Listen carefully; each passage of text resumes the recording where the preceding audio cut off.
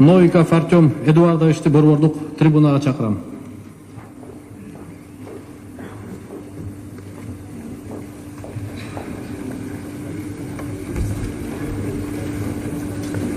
Мен Новиков Артем Эдуардович. Есть показывает карту нефтепродуктов. Конец ноября до сих пор ничего не работает. По имеющейся информации, камеры установлены. Где? Я вот, честно говоря, Звоните кому, кто устанавливает. Звоните, Шатымирову спрашивайте. я сейчас узнаю. Шатымирову звоните.